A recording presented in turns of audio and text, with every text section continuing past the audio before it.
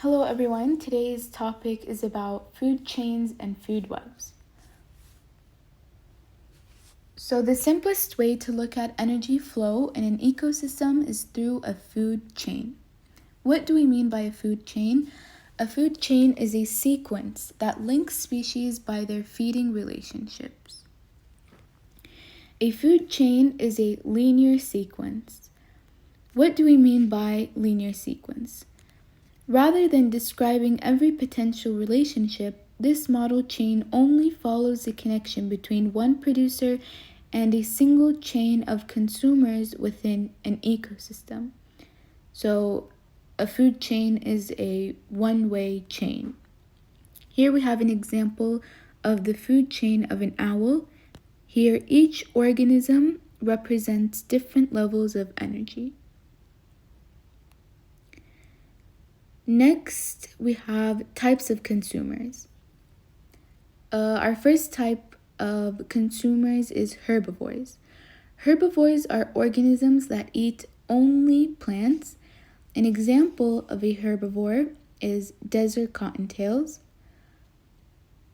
Our second type is carnivores.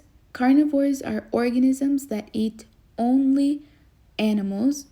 An example is Harris's hawk. Harris's hawks are carnivores that eat desert cottontails. Next, we have omnivores. Omnivores are organisms that eat both plants and animals. An example is kangaroo rats. Kangaroo rats are omnivores that eat both seeds and insects.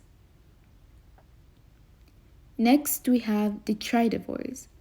Detritivores are organisms that eat detritus, and detritus is dead organic matter.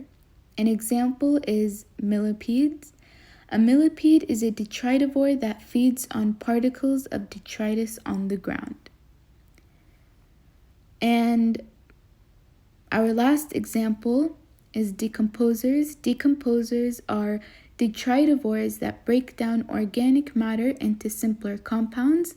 An example of a decomposer is fungus. Here we have a question: why are decomposers important for the environment? Decomposers are important to the stability of an ecosystem because they return vital nutrients back into the environment. Next, we have food webs. What is a food web?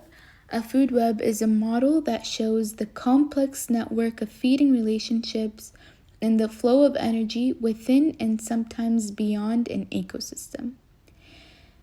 At each link in a food web, some energy is stored within an organism and some energy is dissipated into the environment. The stability of any food web depends on the presence of producers, as they form the base of the food web. So in the case of a marine ecosystem, such as a coral reef, phytoplankton is an example of a producer that plays this important role.